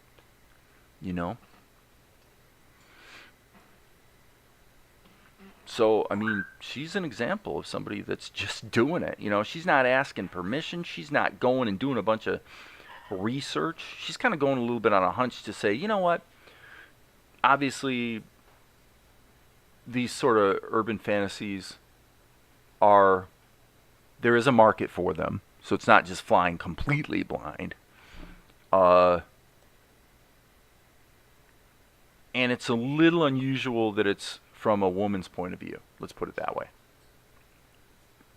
They tend to be more of a masculine point of view. So that's kind of her little twist. But basically, yeah, like she just starts writing every day at a certain time. And at this point, she's got 4 books on the shelf and a 5th one she's working on. It's got nothing to do with talent, Max. It has nothing to do with talent. Talent, everybody has talent. You have to anybody who's on my YouTube channel in the chat has talent. There's nobody that's ever going to come here that doesn't have enough talent. Ever. It's not talent. Now maybe you meant skill when you said talent, because sometimes people use those terms interchangeably. To me, they're very different. Skill is what you earn. Skill is what you develop with work. Talent is the gifting you have. I'm a talented writer. So I don't have to write to know with absolute confidence that when it's time and it's important, I'm going to be able to do a quality job writing a screenplay. I just know I can. I've done it enough, and between that and scripts and advertising, writing commercials and Well, okay. So what you're saying, Amar, is extremely concerning. How can you be a creator? Oh, well, maybe you're doing it now. Maybe you say you didn't like to write and have avoided it for decades, but the whole idea. This is, you should look up the interview on. I've got a playlist on my YouTube channel. I think it's a public playlist. Let me look. But it's interviews with Cannell. And I'll tell you, Cannell, he talks about that. Right here. I don't know if this is a public playlist. But you will, trust me, Amar, you will enjoy this if you watch this. It's under author interviews. But one of the things Steve talked about, because this interview is being done by a woman who interviews authors, and it's all about the writing process. And at the time the interview was done, he's no longer in television. He started writing novels. I think around the 2000 time, around 2000, turn of the millennium. But he talks about knowing people who are not disciplined, and they love the idea of having written, but they don't actually love writing. And those people produce very little, and they spend, this is why I talk about people not getting too hung up on animation software. People will spend all their time poking at the software and never create anything. That's any, they just, 10 years go by and they're still creating the same stupid, choppy, nasty, haven't learned to draw, haven't learned timing, haven't learned acting, and then they go try there's a new version of Pencil 2D out. That's going to make my life wonderful. It's so stupid. I'm telling you, I've been that guy. I have been that guy. So I'm not talking from, well, just suffice to say, I've been that guy. I understand the psychology of it. I think I got this. You don't want to be that guy. You do not want to be that guy. You want to be the guy that's like Valerie, where even if it's a half hour, where you make yourself, you sit down, you say, well, okay, if I'm not going to write anything, I'm going to sit here. That would be pretty good for a lot of people. If I'm not going to write anything, I'm going to just sit here. I will do nothing. I'm either going to, because what happens is, when you just dive in and do it, and I'm sure you know this, but you just dive in and do it, and what happens is the creative ideas start to flow. But it's like priming the pump, You have to prime it. This looks good. I have to fix the other follow drawings, unfortunately, or the follow shots. That looks fine. And then we get to this one, and now their face is wrong. But you know what I'm saying? I want you to be like, well, it doesn't matter who I want you to be like. There are people that I know and who come around here who seem to exemplify that kind of work ethic pretty well. And most don't. Some do. And it is what it is. And it does, of course, depend on what your goal is. Not everybody wants to do, like what I'm trying to do. But hey, Sifter, nighty-night. So Maria says, can you find an hour or so during the day when you sit down and start scribbling? So I wished I did this 20 plus years ago. Yeah, but you always say that, man. Dude, you're my age. I just started doing admittedly I did the movie stuff, but as far as the animation goes, I literally started this 2018. The time I first got to know you was when I was first starting. I had always been able to draw, but I hadn't done animation. I had poked at CGI stuff all through the, in other words, everything I did with CGI, with 3D Studio Max, I had $4,000 into 3D Studio Max. Everything I did with Max, with Hash Animation Master, it all was nothing, because all through the mid-90s into the 2000s, I just poked at it and I never did anything. I never finished anything,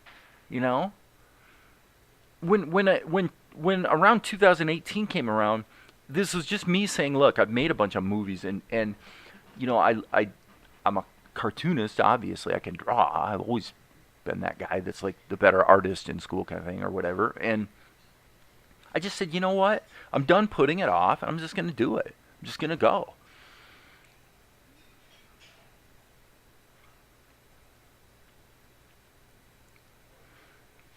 So there's no, this whole 20 years ago, forget 20 years ago. Remember what I've said.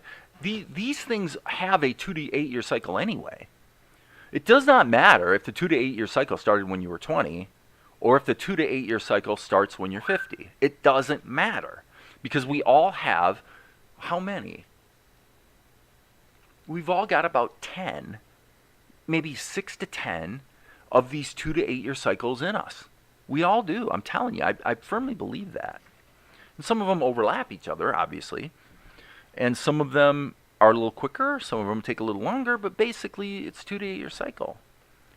So what you want to do is you want to look at, like if you look at yourself, like if you're going to evaluate yourself, okay, well, I've got strengths and I got weaknesses. You know? What are your strengths? What are your weaknesses? I should have started 20 years ago is not a weakness. Okay? It's an excuse. Not trying to be mean, but I'm saying that just logically, that is not a weakness or a problem. That's just an excuse. That's just a emotional argument about why I can or cannot do this or that. But literally, no one stops your hand. If you pick up your stylus, no one stops your hand from moving right now. My hand's moving. See what I mean? Okay, that's good you don't have an issue writing anymore. Just reflecting on where I was at and where I am now. Well, and great, if you're, and Max, I'll tell you, when you talk, I'll tell you that the question you're asking Amar, I can answer that question in the affirmative for me. Because I wanted to do animation when I was in high school. I put it off for almost 30 years. Hey, Yvette, glad to see you, because you're one of those people I brag about. I was just talking about the way, thank you, Yvette. I totally agree with you. Oh, that's so cool. You're one of my heroes, and I tell you, it's just awesome. You and Valerie both, Valerie's on her 4th book now in this series she's working on, and she's allowing them to just sit on the shelf while she goes back and churns through at least one rewrite on them. And I know some people would say, you know what, just get them out there kind of thing. And there's a case to be made for that. But she's on a good path, and she's pretty clear on what she's trying to do. So I'm not interfering with that, right? But I love that. Anybody that's a writer that has that kind of a work ethic, I have nothing but admiration for. Animation is just a means to an end.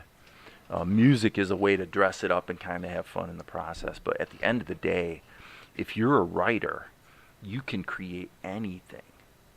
And if you're good and if you're disciplined, you can create it relatively quickly, and you can find other people that'll want to get on board if it's good. It'll take time. It's like finding a job. With a resume. You do have to search. You do have to expend some effort, but basically, if you're good, you'll find your place. You will. I believe that. I as an animator, I don't have a place yet. I don't. I'm nothing. Nobody's looking at what I'm doing and saying too much. Now, every once in a while, you get a weird case like Ed, where he's like, "Oh, you're a pioneer." Well, that's really nice, Ed, but basically, the rest of the world doesn't know that. But are they going to know that? Is that just kind of out there in the future? And it's definitely going to happen. We're just not there yet. Yep. Totally convinced that's the case. Totally convinced. Yep. I am going to get there.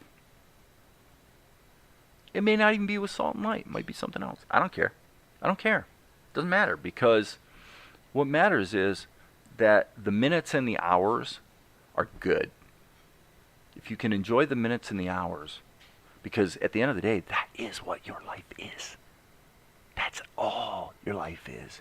It's just the minutes and the hours that you're spending doing whatever you do. That's it. There's no glamour. There's no story. There's no significance other than, you're going to be measured on basically two things. Number one, are you doing what I'm saying, where you just, whatever it is you think you want to do, start doing it, because time's wasted. And then in hindsight, in the long run, of course, you'll be judged by your works. But the thing about works is that in order to have a success, you have to have a dozen failures. So that's just part of the process. And the failures aren't failures. They're just not the shining success that everybody talks about. So when people think about, pick your person, if you talk about Stephen King, people are going to mention maybe It or The Shining or, whatever. They're going to probably be able to come up with a half dozen to a dozen titles for a guy that's probably written 10 or 20 times that much that you've never heard of, right? I got an itchy nose. Yeah, you shouldn't care about presenting your best self. For you just need to do the work, 20 years will go by quick if you let it. Yeah, but you can't let that be your, who cares? Of course time goes by, whoop-de-doo. When your body begins to fail you, then it becomes a problem, and it is a problem, and that's an unfortunate thing that we prefer to avoid.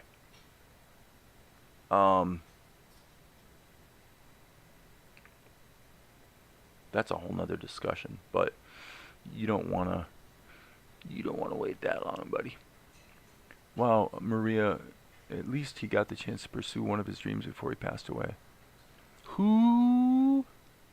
Oh, my dad started writing. He started his writing career. You know what? My mom's husband, same thing. He's going to be 80 next year. And I say my mom, in other words, my birth mother, her husband. So all my brothers and sisters on their side are their children. And then I, as the oldest of 6, have a different father. So, but Ron, my mother's husband, he, same thing. He just, he had that novel in him, and he's on his second one right now, actually. Pretty cool. Instead of just producing where I was, start where I'd be having. Well, yeah, and then just, I don't. If a person doesn't like one story, my answer is try this one.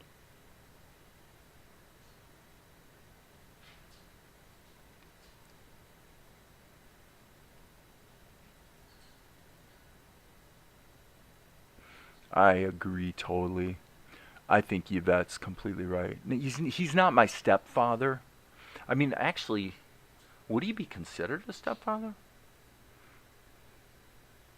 Not really.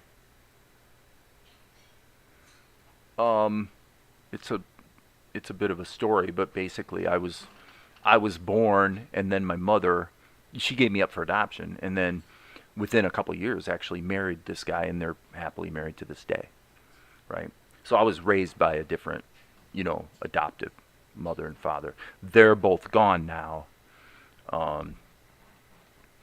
So goal is to have enough content that someone that's familiar with your work will find something of yours that they like.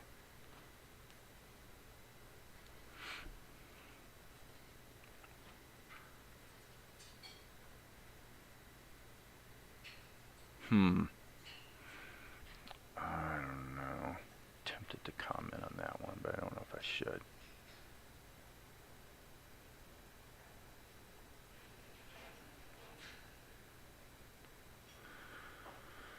So this is 366.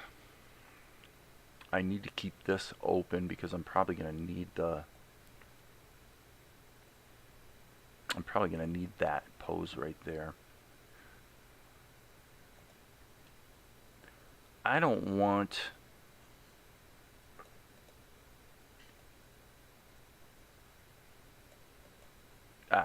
it depends on what you want to do. You got to be ruthless, you know, with yourself.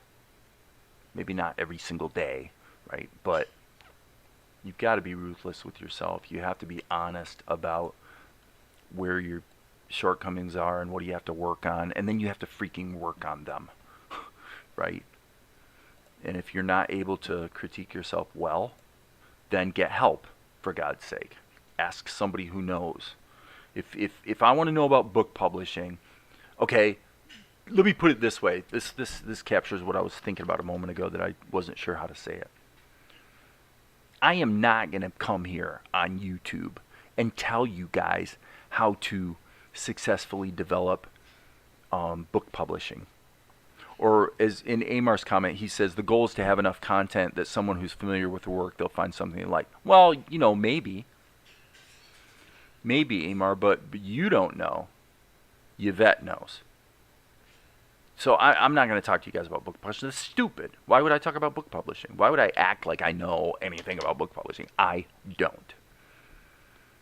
What I will say is, if you guys want to know about book publishing, talk to Yvette. She's freaking doing it. If somebody wants to talk to me about the rigors of animation workflow, I can speak to that. You know? And, you know, and obviously it's not my job to know everything about everything, and I'd be an asshole if I sit here and pretend I know everything about everything. I don't. Comes to books, talk to YS Books, because you know what? She's doing it. She knows, you know, she's walking the walk there, baby. Okay, I need to get my act together here. This is shot number 366, and you know, and if you wanna have a library of content, then maybe you got to do what Yvette's doing, because she's got a library of content. Look at that. That's actually a torn. That's actually got a tear in it. I've never noticed that before. Why, that's pathetic. Well, speaking of sucking, I might suck here, but that's okay. I'm allowed to suck to a degree. So the problem we have here with Fala, we really got to replace that face. Now, can we fake this to a degree? Maybe we can, actually. Well, I don't know. I'm going to try one thing, just to try it, because there's no harm in trying.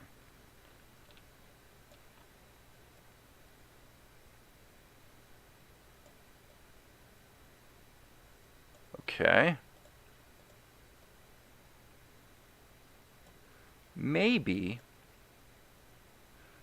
her... I'm looking at the eyes. The eyebrows aren't bushy enough. So this might be a foolish...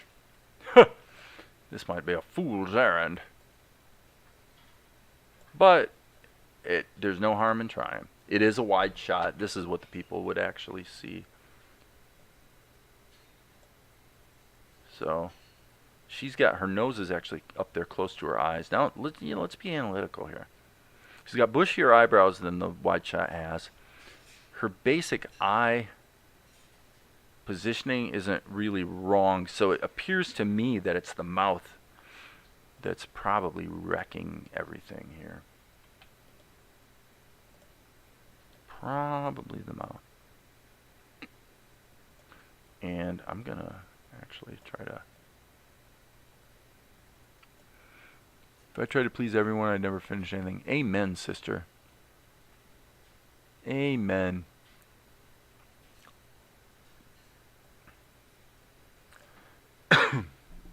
I've even put it this way. If you're worried that your work is going to suck, then make it your aim to suck as bad as possible, as quickly as possible, so that you find out for sure and get it over with. You know? Just get it over with. Don't play games. Okay, so now, I don't know why. Like I said, this might be a foolish little pursuit, but doesn't matter. It's not good enough the way it is now, so I might as well just give it a try. Her nose is very different. So let me see. Looking at that, Okay. She's got those wrinkles. I'm trying to figure out what it is that specifically that makes her look different. For sure, this is pretty important. Wait a second. I got to check something. I got an old friend that we were talking about getting a beer, and I want to make sure he didn't say, hey, let's do it Monday night. Nope, looks like not. It's Carla's birthday today? Sorry, guys.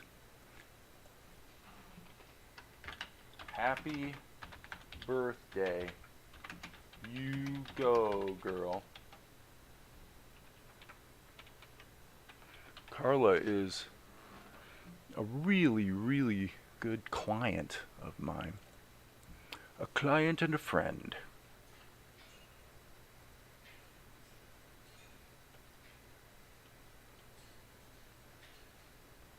So, correct. In fact, that was part of what I was coaching in the little lab. Just finished. One girl was stuck. That was why.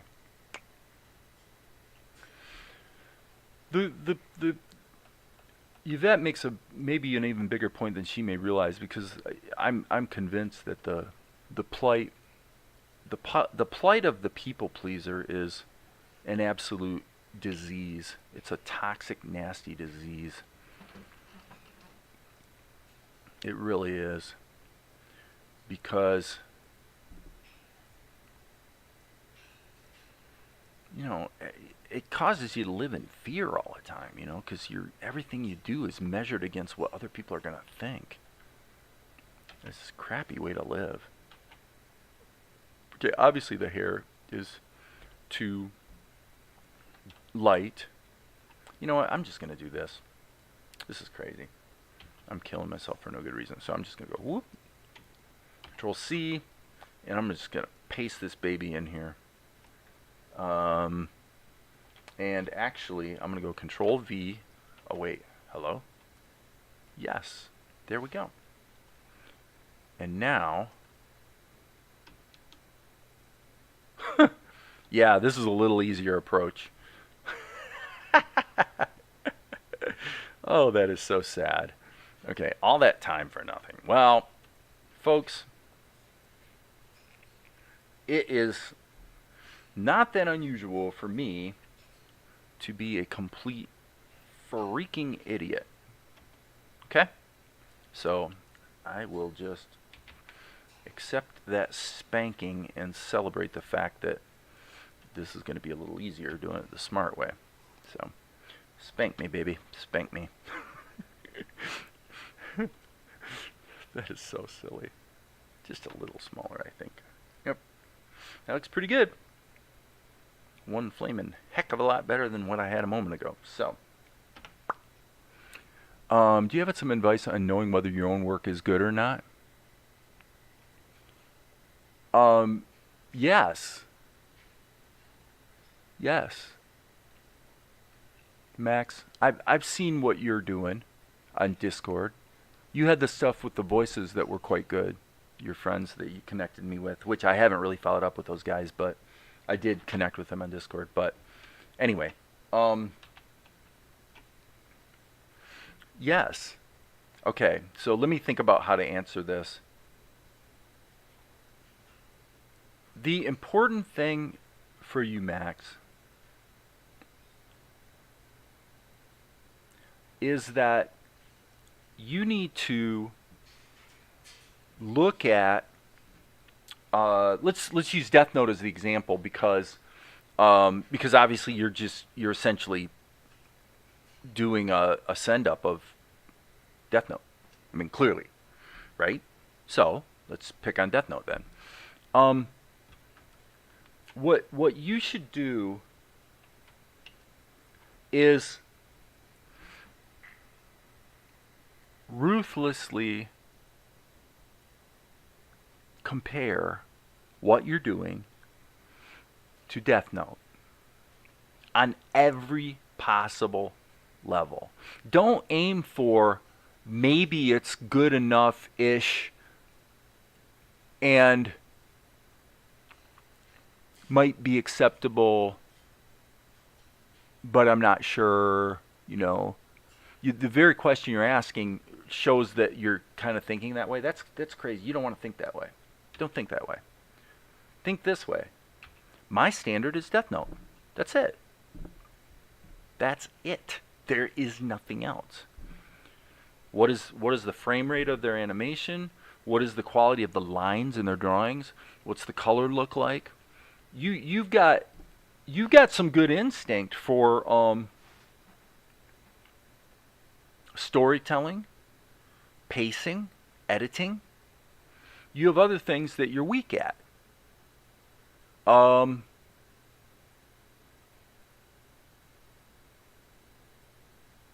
Your drawing's pretty good, actually, from what I recall. Your animation timing is not even close. Not even close. You're not even in the ballpark. Okay? And I say it so blatantly, not to hurt your feelings or anything. I say it because if you showed what you were doing to the guys that created Death Note, or, by the way, the same guys who created Bakuman, which is actually an anime I really enjoy. I didn't particularly like Death Note that much, but I liked Bakuman. What do you think they'd say? They wouldn't say anything different than what I'm saying. They just, because they're trying to help you, right? So yeah, your timing is, you know, it needs a lot of work. So just, if you want to know how to fix that, just copy the right now you're doing a good job of copying the characters, right? Like the demon guy in Death Note or whatever. So clearly you're pretty good at copying, so that's a good starting point. You need to not just copy the characters, but you also need to copy how they move. You get that down, you know, 6 months from now you're going to be ready to work in the industry. You know, you got some really good capabilities as a creator. But what you're creating is still got some fairly flagrant weaknesses that I believe you could probably fix pretty quickly. Just compare it to the show, you know, and don't compromise. Don't compromise. Don't, you know, that's what I'm doing with Futurama. It has to compare favorably with the actual show. Anything less is not good enough, period. End of story. There's no rationalizing it. There's no talking it through. There's no patting me on the back and saying, oh, it's okay. You're gonna no. It's either there or it's not. And if it's not, then you have to do something about it. That's the attitude we should all have, because why wouldn't we?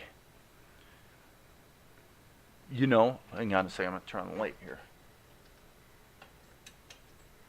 It's a super interesting question to ask. And I've kind of mentioned this before, but you think about it, is there any industry, I've used this example before so that you guys heard this before, you can forgive me. Is there any industry or any pursuit, anything you could do if you're an electrical engineer and you've got to create something, engineer something, design something? Is there any? Well, it's, you know, it's 15% good, so great job. It won't run. It can't be machined. You can't actually manufacture it. It has absolutely no value anywhere in the universe, because it's completely unusable, because you're only 15% of the way there. But, by the way, good job. Does that ever happen anywhere? No. No. That doesn't ever happen in the real world.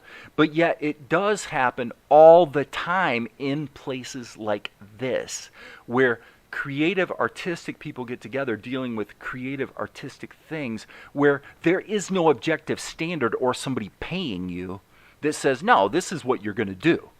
You just do this. You know, I don't care about all your problems. I just need the job done. You know, that's what I pay you for, right? That's what you get in the real world. You know, sometimes it's nicer than that, but you get the idea, right?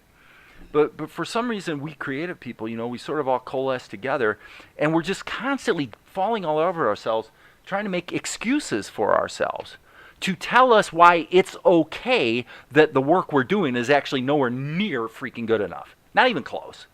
Comically bad in some cases, right? And yet we do it all the time. We tell ourselves these stories to like make ourselves feel better, or about the fact that we don't want to just come out and say, yeah, actually I suck. You know? It's stupid. And the reason it's stupid is because all it does is encourage you to not do whatever the hell you would have to do to be good enough. Because it's way more comfortable to just go find a community that encourages me. Go get them, dude. That's why I was pretty flagrantly critical about the walk cycle that you guys did, Amar. Well, because it was, I have to be careful here because there are use cases where a walk cycle that slides a lot is actually okay in the real world. Now in anime, they're usually going to hide it because they're just not even going to do the walk cycle. They're just going to have a character that goes like this, and then they're going to pan the background behind them. And that's a completely valid approach. But what if what you're going for specifically is a correct walk cycle? Then, of course, the feet can't be sliding around. It just is what it is. There's no judgment or emotion or nothing. It's just, well, no, you can't have that. Sorry. If it's supposed to be walking, then it has to look like it's walking. So that's the same thing I'm saying to Max, is you really need to be ruthless with yourself. And what will happen is, so then you start making changes and taking action that are consistent with getting it to where it needs to be. And what you'll find is you'll improve way, way, way faster than you thought you would. Right? So do that.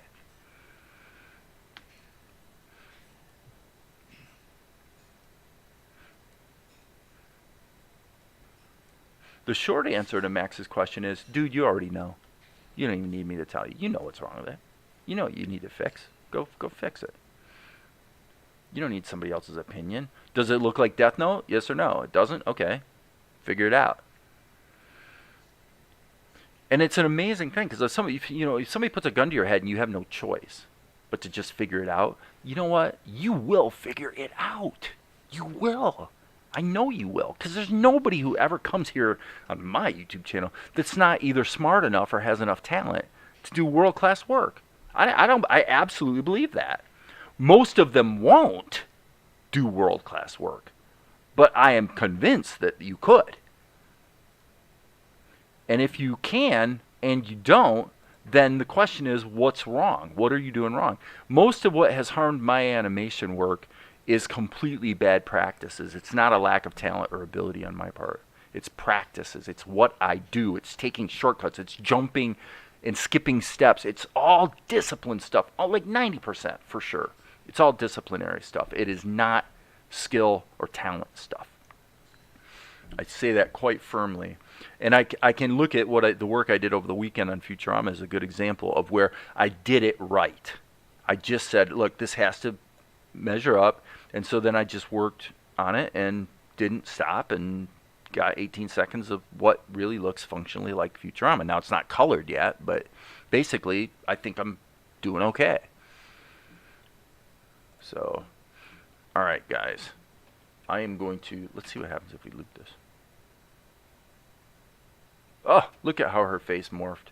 That's just not acceptable. Okay, guys, I've been going for 2 hours. I'm going to quit. I'm going to sign off. I don't know if I'm going to keep working, but I definitely need a break. I hope this is helpful. I have great faith in you, Max. And I like what I see so far. And you're going to get there. You are going to get there. And you do know what to do. So, books help. Courses help. Opinions help. But none of it compares to just diving in and ruthlessly forcing yourself to start fixing things one at a time and just build it up like clay, like molding clay, just engaging with the process with absolute refusal to quit until it looks right. If you do that, you're going to start improving way faster than you think you can. Now, the caveat in your case is you're moving forward quite a lot more than a lot of people do. At a level like it's all black and white, and you're doing pretty well. Let's just put it that way. You are doing pretty darn freaking well. But if you're coming to me and you're saying what makes it quote unquote good enough, that's what I'm going to answer your question, because even though you are doing well, you're not where you want to be yet. But you're going to get there. Nobody gets to where you're at today who doesn't have the ability to get all the way to where they want to be. You understand what I'm saying? That's what I'm telling you. With total confidence, I say that.